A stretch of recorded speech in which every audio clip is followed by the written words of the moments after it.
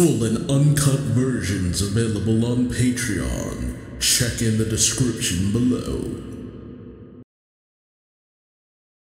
Greetings once again, Pokemaniacs. Duuz-Diz-Din back again with more of the Pokemon Adventures manga. The Yellow Arc, where previously the Elite Four are on the attack, attacking various different cities throughout the Kanto region, but they are actually on the remote island base of Cersei, controlling their hordes of Pokemon to overtake these cities where the Gym leaders try their best to defend. Meanwhile, a small party has actually arrived on Cersei to stop the Elite Four. Blaine, Blue, Green, and Yellow, as well as Bill tagging along. However, they mysteriously encounter none other than the gym leader members of Team Rocket, Koga, Lieutenant Surge, and Sabrina, who are also looking to take down the Elite Four.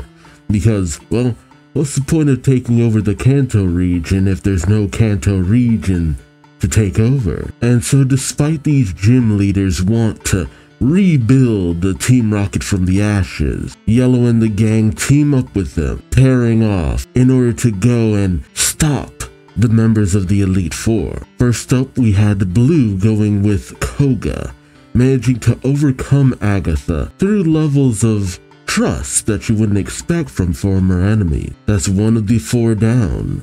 3 to go. Although in the flashback to when Red was battling Bruno, we find out that Bruno isn't as ruthless as the rest of the Elite Four, simply loving battle, and was actually being controlled by them. Bruno is currently on the search for Red, who has gone missing despite his defeat and imprisonment in ice at the Elite Four's hand. Where is he? And will we ever find out? Join me as I find out, won't you? Alright, we pick up in another section of the cave with both Green and Sabrina, walking with their Jigglypuff and Alakazam, respectively. When, speaking of which, Alakazam, one of my favorite Pokemon of the Kanto region, one of the lesser favorites. I try to diversify the types that I enjoy, and I always tend to love the final evolution. I never stop the evolution just because I like a previous form. If the final form is not all that great, then yeah, I'm good. Kinda like when it comes to Trico, I mostly only like the second form, not the final evolution. It's not terrible, but I think the Pokemon anime, what was it, Grovyle? I think the Pokemon anime made me love the second form just so much. It looks so cool and slick, but it's just that third form. I don't care for the head. I don't care for the tree-like tail thing. It's not the worst, but it just is not my cup of tea. Green says to Sabrina, "You forgot that you didn't win, but we should save the nostalgia." Sabrina says, "Particularly over Rancor, my psychic friend." Okay.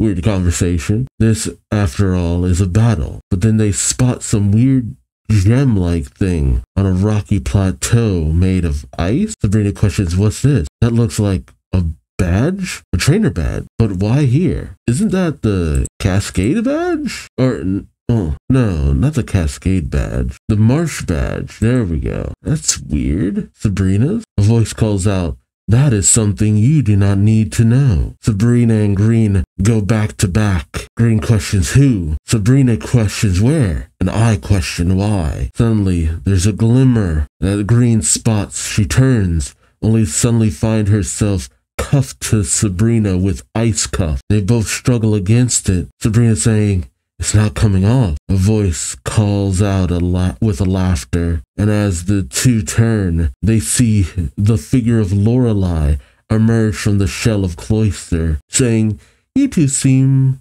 so attached to each other." In chapter 73, Valiant Venomoth. I do love how just kind of catty Lorelei is in this series. How is she able to fit in that? You also gotta love the visual kind of metaphor of the way that Cloyster looks. Oh, and speaking of which, it still doesn't have that, freaking horn tip. Yeah, that broke off before. Wild. Good continuity though. Lorelei says, "Jinx crafted these ice dolls out of ice beam. If I use my lipstick to mark an X like so, ice cuffs appear on the real victims. Which is actually kind of interesting how that works. Your friends Red and Pikachu got caught in the same trap. Oh, and be careful when you attack. If the dolls shatter, then of course you shatter with them. Which, jeez, I don't understand why you don't just go for that from the get-go, but she likes toying with people. Sabrina says, show yourself. And Lorelai steps out of Cloister. Oh, who now has the horn that I complimented was gone before. I guess it was only just gone because it would have made where Lorelai was sitting weird. Green says, Lorelai, get this off now. Lorelai smiles, saying, I don't believe either of you understands the position you're in. Lorelai waves her hand and calls out for Cloister to use Ice Beam. Both Green and Sabrina say to look out, but as they try to go in opposite directions, they're pulled by their ice cuffs, falling to the ground, although luckily with the ice beam missing them entirely. An angry Sabrina gets up saying, pay attention to the direction we're moving, fool. Green tells her, I could say the same to you. Classic trope. Two people who don't like each other being bound together and forced to work together. Effective. Can't beat a classic. Lorelai laughs, saying, goodness, we don't get along very well, do we? Well, that should make my job considerably easier. Green steams while Lorelai brings out, oh no, okay. I didn't realize that Green had a Nidoran. Nidorina.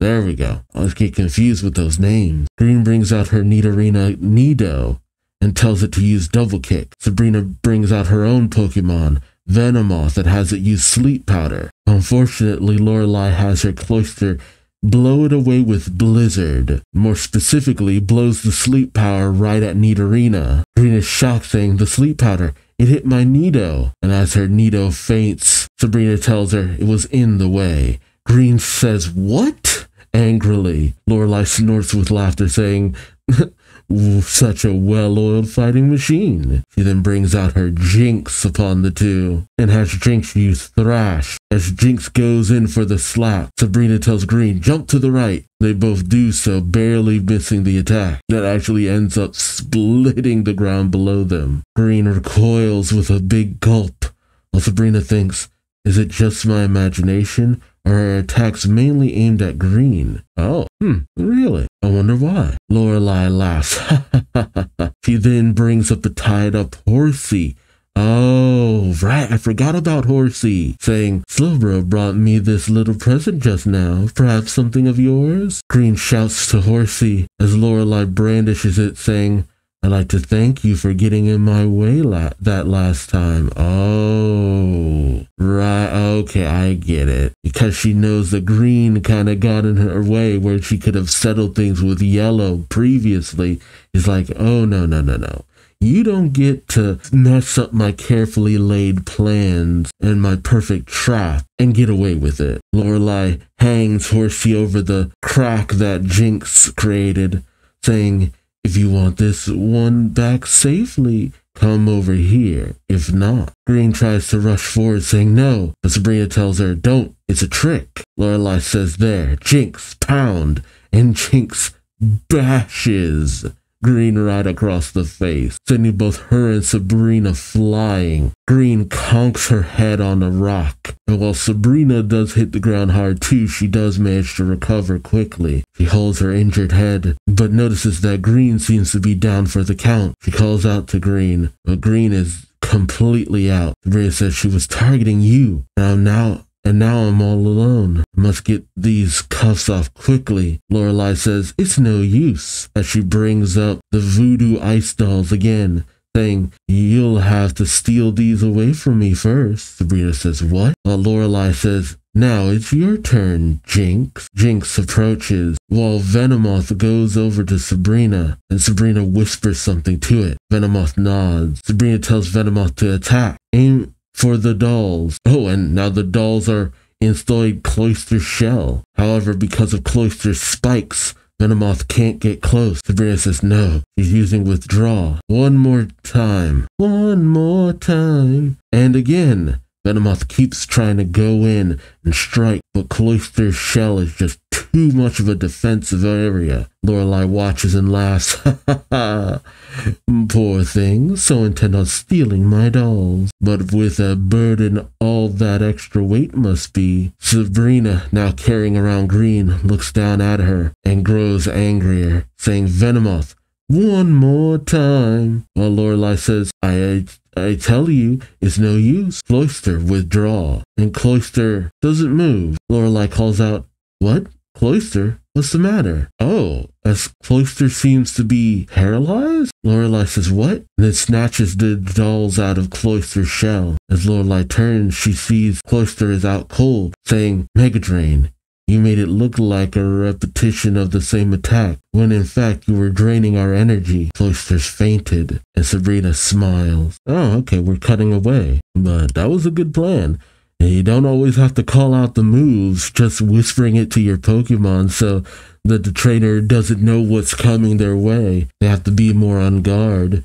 So even something so subtle could actually be a good idea. We then pick up with Bill and Lieutenant Surge, which I'm surprised we're cutting away from that fight already. Dang, I wanted to see more. Bill wobbles behind Surge saying, ooh, what a day this has turned out to be. Surge glares at him from behind saying, huh? You say something? Bill straightens up saying, nothing. As Surge steams as he walks forward, he says, I don't care which one of you four it is. Just come on out. You can't get away with attacking my Vermilion City. We're already planning on dealing with the Elite Four in Vermilion, you know. Bill is shocked, saying, what? Surge angrily says, we were going to lure them out with a rumor that the one they were looking for was in Vermilion City. Oh, that's why Vermilion City got attacked by land. The takeover of the SSM by our officers was in preparation for that. I thought they were just doing some petty BS. I didn't realize that was some organized plan. Then again, maybe it wasn't at the time. Surge turns to Bill angrily saying, unfortunately, your little friend Yellow made quite a mess of things. Bill is shocked and freaks out saying, hey, I didn't know a thing about it. But suddenly, Surge stops in his track, taking Bill off guard, who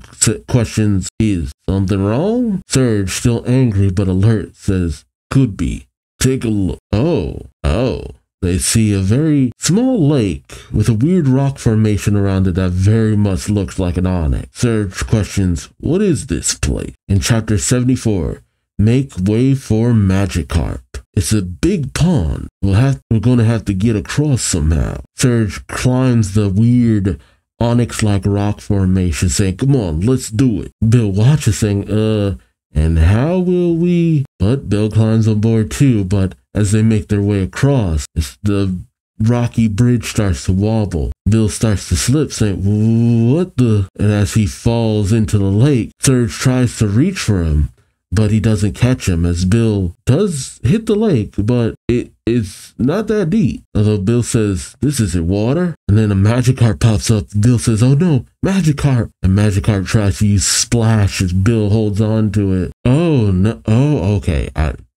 It's wrong. Bill says, this isn't water. He says, oh no, Magikarp. He brings out his Magikarp, has Magikarp use Splash to get him on the onyx-type rock formation. As Bill breathes heavily, he says, what the heck is this? That thing on the bottom is clear, but it sure ain't water. Surge questions, what? Bill tells him, it's a lot more viscous, and if this guy didn't have a splash attack, I'd have been a goner.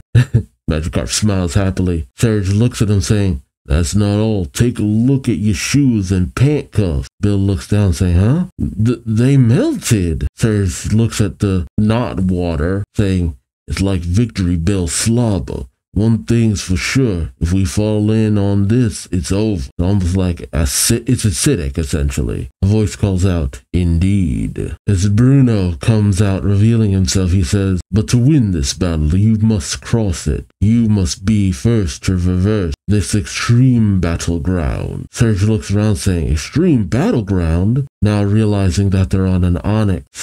Bruno says, it is. This stone bridge is an onyx. Surge turns back to Bruno saying, an onyx trainer. You're Bruno of the Elite Four. Bruno brandishes his Pokeball nunchuck, saying, I am. This living bridge moves erratically. Fall and you will land in a terrible sort of mucus, from which escape is impossible. Even though Bill just escaped from it, cross before me, and victory is yours. Bill calls out, but that Onyx is your Pokemon. You got us at a complete disadvantage. Bruno tells him, no, this is a wild Onyx. My position is the same as yours. One small misjudgment and I too will suffer. Lieutenant Surge tells him, you better not be lying about that. But Bill questions, why go to this extreme? Bruno tells him, it is only in the extreme that a man is truly tested. It is only the extreme that makes my blood run hot. Surge rushes forward saying, I sympathize, Bruno. I am Lieutenant Surge, gym leader of Vermilion City.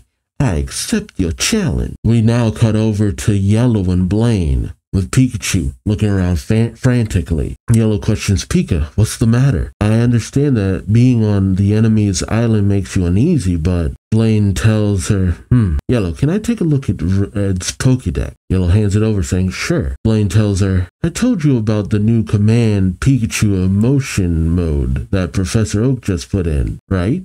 What? Yellow says, yes, but I have not been able to use the command very well, and since I can communicate with Pokemon much better on my own, I haven't. Blaine notices something, saying, whoa, it's how in Pokemon Yellow, you would click on Pikachu and you'd get its mood. But the thing that is shown on the Pokédex is when Pikachu doesn't like you. But Blaine uses it to read Pikachu saying, these levels are off the chart. What levels? I'm just seeing Pikachu on the screen. I sense that Pika is on the verge of remembering something important. Oh, Yellow saying this, but I am not able to read its thoughts clearly. As she pats Pikachu on the head, Blaine says, Yellow, I've been thinking about this. We found out from that clown they called Super Nerd. I love saying that. I love saying that. That Red's battle was on Mount Moon. This Pikachu should have known that already, right? That it was actually there. So why if Pikachu's leading you to Red, didn't it take you there? Could it be, no, that it didn't choose to take you there, but that, not that it couldn't choose to take you, not that it didn't choose to take you there, but that it couldn't. Oh God. Yellow gasps saying, could not take me there. Blaine says, try this on. When Pikachu was separated from Red, it sustained incredible injury physically and emotionally, possibly including a loss of memory, which, yeah, I kind of assumed it had a little bit of it, because Yellow kept kind of meandering around, and it's just like, hey, when are you gonna go to Red? Yellow once again pats Pikachu, as Blaine says, that scar, that doesn't seem to heal. Maybe there's a psychological scar too. Yellow peeks up Pikachu saying, Pika, is this true? But suddenly, they're blinded by a bright light. Yellow points in the distance saying, Blaine, look. Oh, as they see Bill and Lieutenant Surge battling Koga through a weird sheet of ice on the cave wall. Yellow says, what is that? Lieutenant Surge battling with Bruno? Bill too. Yellow tries to go forward but clonks her head on the ice wall. What's this? We're being blocked by something. Yellow bangs on the wall calling out, Bill! Bill! They can't hear us. But Blaine tells her, no, we can see them from this side, but I don't think they can see or hear us. It's almost like a magic mirror. As they continue to watch Surge and Bill, Surge has his Electabuzz use Thundershock, while Bill has his Vulpix use Flamethrower. As the torrent of elements are unleashed, Bruno aptly dodges out of the way. Surge says, he's just testing us, not bringing out his Pokemon yet, but knowing him, it'll probably be an earth or rock type. That means that we don't stand a chance against them. Yeah, it's a poor matchup here. Unless Bill has another type Pokemon. And he does. Yeah, it's Magikarp, but I don't know if Magikarp has any other moves besides Splash. Surge turns to Bill saying, hey, you're a college boy, right? You think of a strategy. Bill says, they didn't teach you this in college. They don't teach you this in college. And if you went to that Pokemon University in the old original cartoon series, Bruno tells them, I will not use Onyx in this battle. I do not like fighting battles in which the victory is by Pokemon alone. Surge says, wait, Bruno's not just a master of earth and rock. Bruno flings around his Pokeball nunchuck and brings out his Hitmonlee, Hitmonchan, and Machop.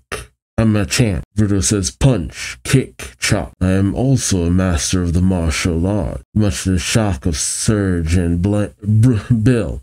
Too many B names. We then pick up in chapter 75, Electrode's Big Shock. As Bruno says, Hitmonlee, Hitmonchan, and the two rush forward, while Surge and Bill tell their Electabuzz and Vulpix, I don't know why I paused on the name, to go forward too, saying, get him! Electabuzz blocks a kick from Hitmonlee, while Vulpix unleashes a torrent of fire against Hitmonchan. Electabuzz is almost pushed off of the Onix by Hitmonlee, as Bill says, watch out, it's being pushed back. Well, Surge says, not if we can help it, shove him hard. Oh, and Electabuzz and Vulpix knock Hitmonlee and Hitmonchan back, but they manage to recover on the other Onix, or the other side of Onix? I don't know. I feel like it's two Onix unless it's just a really long looking Onix. Bruno says, Hitmonchan, Comet Punch, Hitmonlee, Rolling Kick, and the two unleash a torrent of attacks on Electabuzz and Vulpix. Bill is shocked, saying, they're gonna fall. Vulpix, Electabuzz. Electabuzz manages to just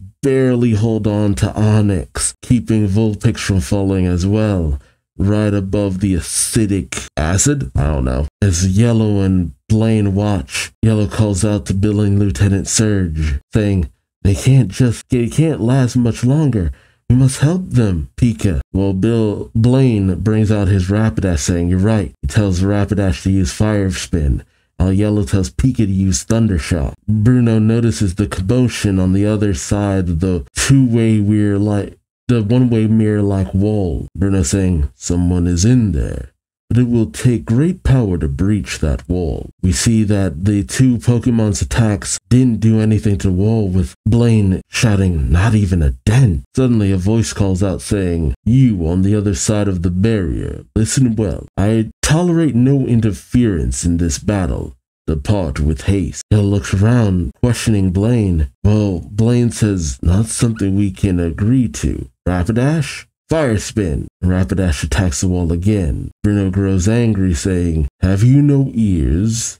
Well then, bear the consequences. As another Onix bursts from the wall next to Yellow and Blaine, managing to wrap them up in its rocky body. Blaine shouting, blast it. With the other side quieted down, Bruno turns back to his current battle, saying, remember this, Bruno lives for battle, and detests nothing more than an interruption. Meanwhile, Surge tells Bill, hey, did you hear that? Sounds like there's somebody around here. Not like we've got a chance in heck of getting help from them. Bill says, seeing as how he's yelling at them to keep clear, I'm guessing they can hear us, but we can't hear them. Probably the way this place was set up all along. Places for others to look in on the battle but not help. The ultimate battle arena.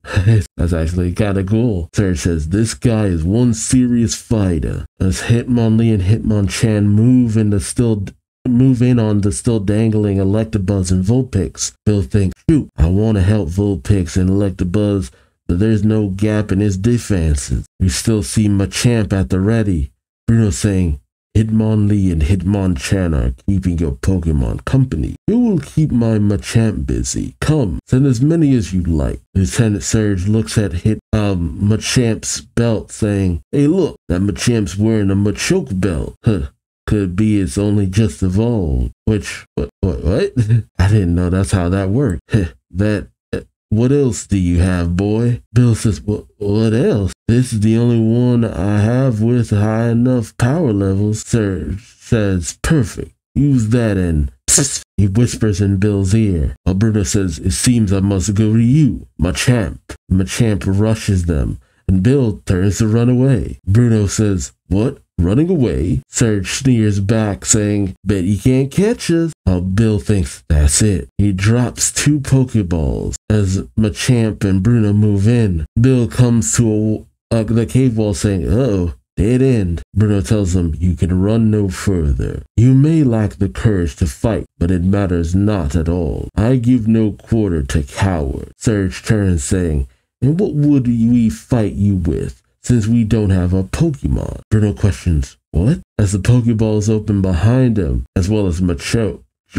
Surge says, my Electrode. And Bill says, my Execute. They command their Pokemon to attack. As Execute sends out several eggs around Bruno and Machamp. Surge says, those were egg bombs and balls of barrage, and the detonation is up to this guy. Now, bomb. He commands Electro to use self-destruct as the eggs explode as well. Surge saying, 2 explosions combined and they're sending you down. The Onyx cries out in pain from all the explosions going on and starts to rattle and flail. Bruno falls off shouting no, while Bill and Surge are almost launched too. Bill saying, this plane of yours, didn't it mean we'll fall too? Surge says, don't worry about that. I have Pokemon in place for this phase too. As we see Surge grabs onto Magneton, who use their barrier ability to catch Bill and the rest of their Pokemon in a barrier. Surge says, an electrical safety pod. Now, give me a hand, I'm coming up. Bill thinks Bruno fell into that. He couldn't have survived. Alright, we cut back to Cinnabar Island, where Camper Evan, Camper Evan, I got it right.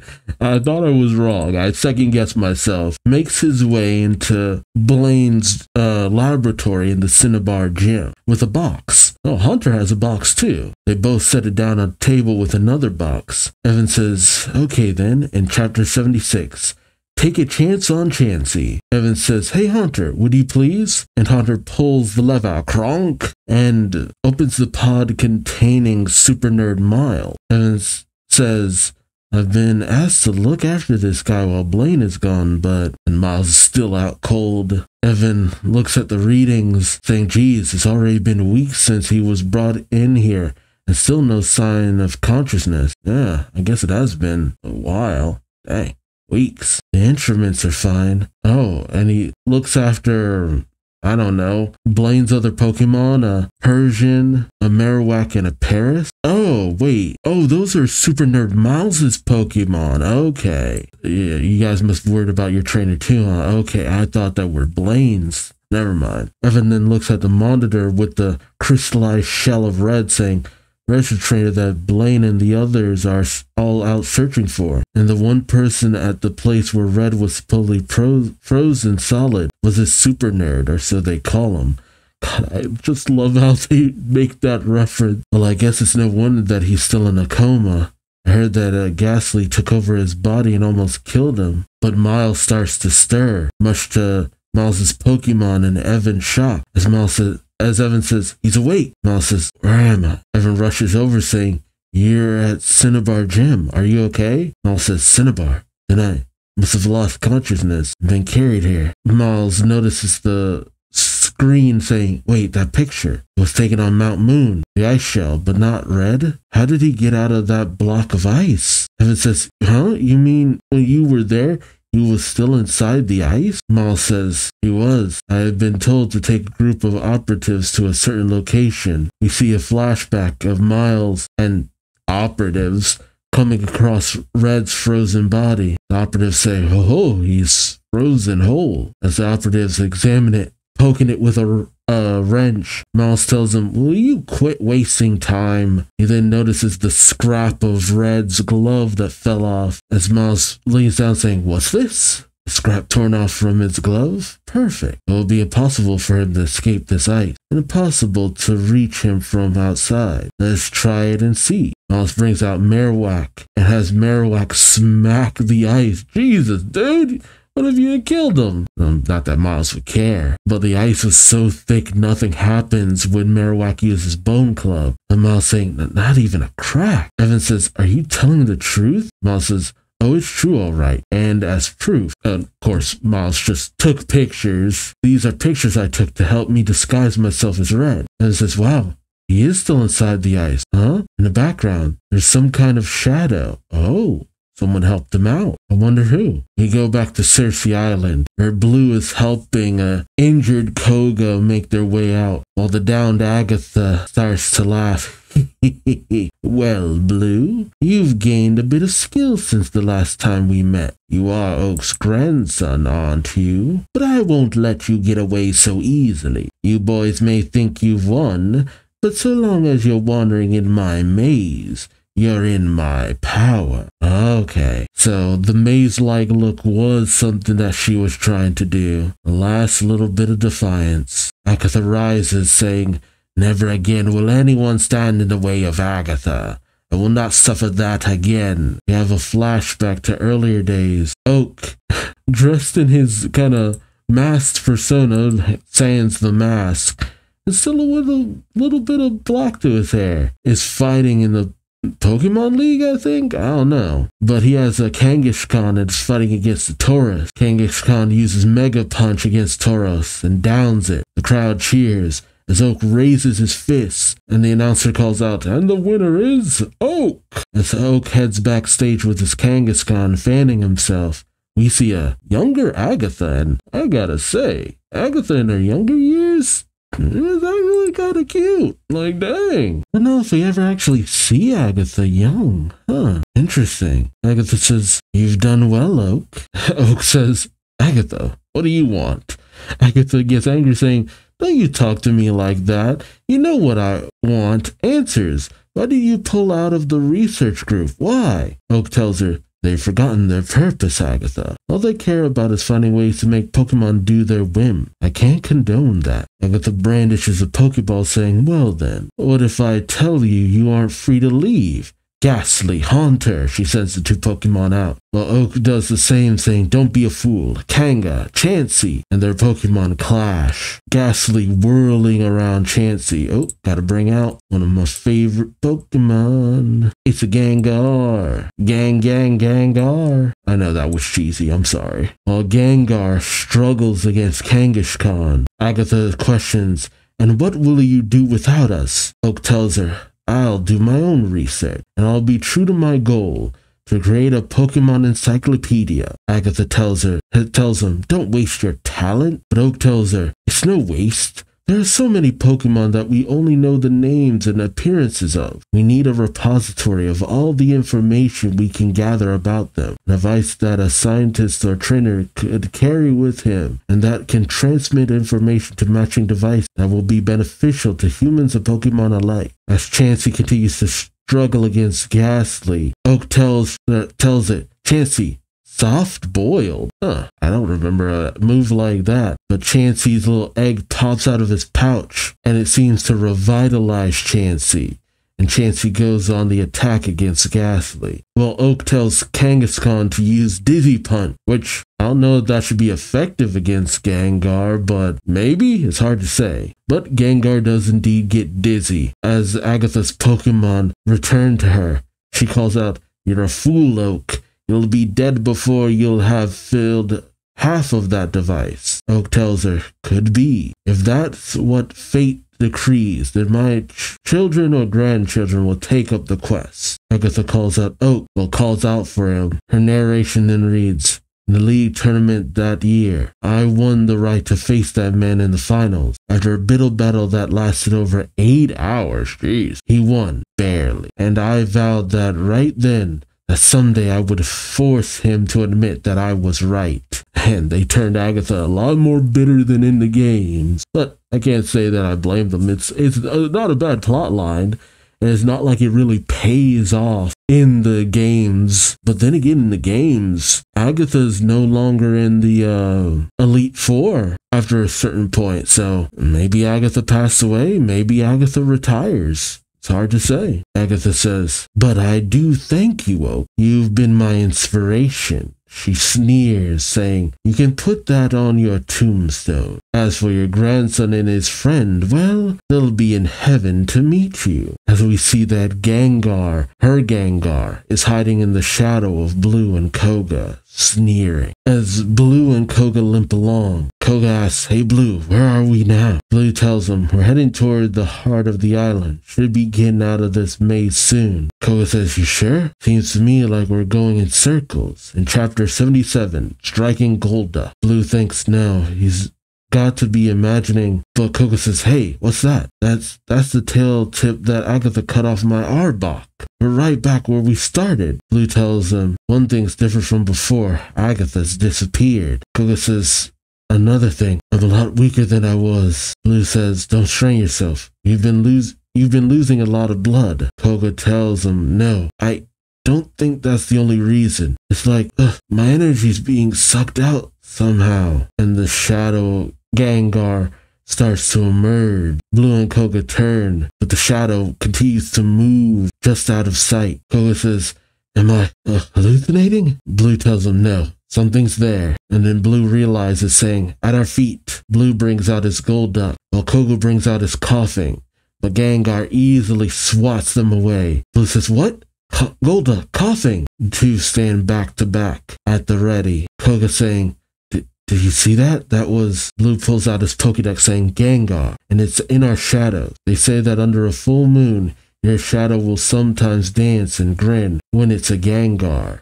I love that they use stuff from the Pokédex. Koga tells him, "I think I just saw it disappear into my shadow. Watch out." Blue brings out another Pokeball, bringing out his Pokemon Charizard, Scyther, and Ninetales, which is so many of my favorite Pokemon. Okay, let's do this. You got Charizard, and you got Scyther running out of space. All of his Pokemon attack at once, as Blue commands Scyther to use Slash, Ninetales to use Flamethrower, and Charizard to use Fire Spin, all on Koga's shadow, but it doesn't seem to do anything. Blue questions, "Did we get it?" But suddenly, Ninetales is struck by Gengar from Blue's shadow, as Blue says, "Now it's in my shadow."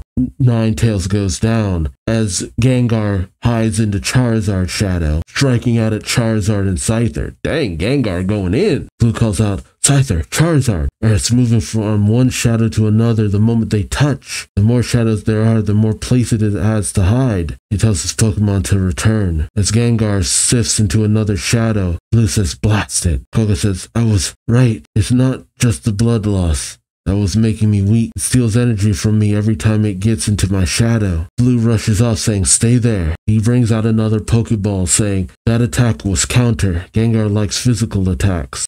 Well, I guess this one does. Yes, Porygon used Conversion. And Blue explains, "Conversion enables an enemy's type to be copied onto the Pokemon. My Porygon will be a ghost type during the battle. Any physical attack will be useless." Oh, that's cool. As Blue and Porygon wait, Gengar shows up. Blue says, "There." And as Gengar tries to use a physical attack, it just passes right through Porygon. Koga turns to his Weezing that's still smoking. Meanwhile, in the battle, Gengar shifts into another shadow, Blue saying, and escaping into the shadows again, "After it." And as Blue and Porygon wait, Gengar appears again. Blue tells him, "Porygon, sharpen." But the Gengar takes a swipe at them. Blue thinks there were some way to draw it out of the shadows completely. Meanwhile, back at the Peter City Museum of Science, Brock is commanding his Pokemon saying, "Geodudes 1 and 2, which, that's terrible names for your Pokemon, but whatever. Tighten the entrance to the museum so they can't get through any further. Geodude 3, protect Kabuto's tank." Oh yeah, the display of Kabuto. Geodudes 4, 5, and 6, they'll be your opponents.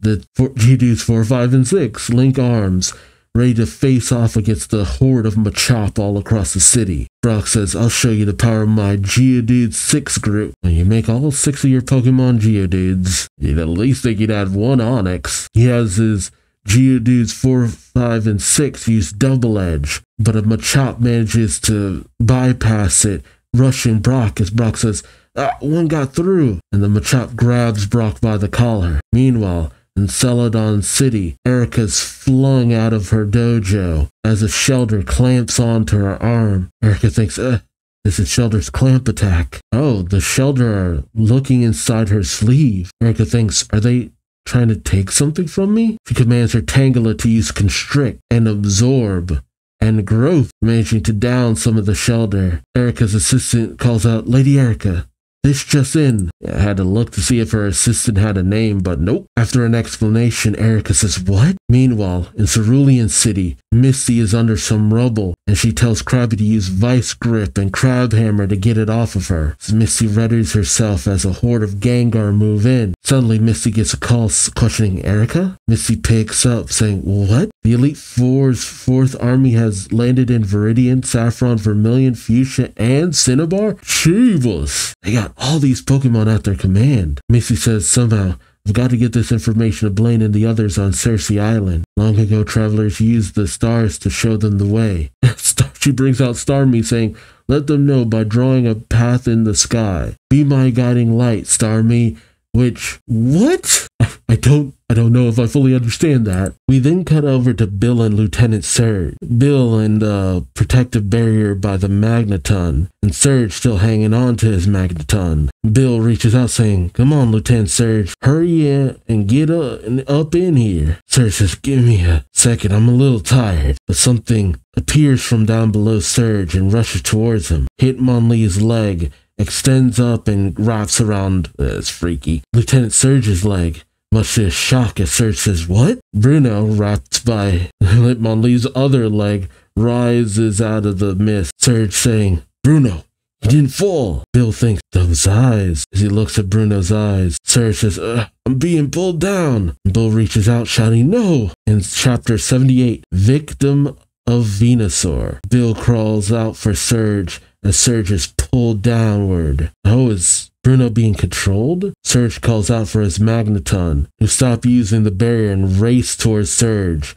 managing to grab him just in the nick of time. Bill says, good, but Hitmonlee is still wrapped around Surge and still holding Bruno over the pit of acid. Bruno is silent, but he gives a roar of anger, and Hitmonlee uses its other free legs to kick at the Magneton, breaking them apart. Or, oh no, they separated into Magnemite, or are they other parts of Magneton? It's really hard to say. But what was keeping Lieutenant Surge is now gone. As Surge falls towards the acid, he says, is this the end? But suddenly, a vine wraps around Surge. Surge questions this vine, and Surge notices the spoon in his pocket starts to move. Surge questions, what? The spoon of destiny. And it suddenly bends towards a figure in the mist. Bill looks on as well, saying, that bicycle, and Venusaur. Yellow says, oh, and we see a familiar smile. Bill is taken aback, saying, could it be? And it's none other than Red, on a bicycle next to his Venusaur, with a nice little smile, saying, hey, Bill, long time no see. How do you too, Lieutenant Surge? God, I will admit, I've really missed this kid.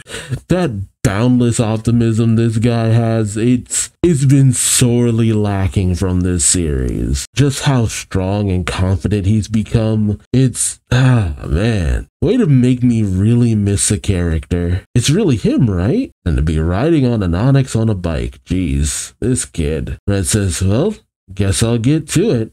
And he rides his bike up the Onix towards Bruno. Bruno readies himself and has his Hitmonlee start striking out with its extended arms. But Red just smiles away and calls out his Venusaur to use Sweet Scent, which starts to down Hitmonlee. Red then tells his Venusaur now, and it pulls up Lieutenant Surge. It says, whoa. Surge, now on the Onix bridge, gets up.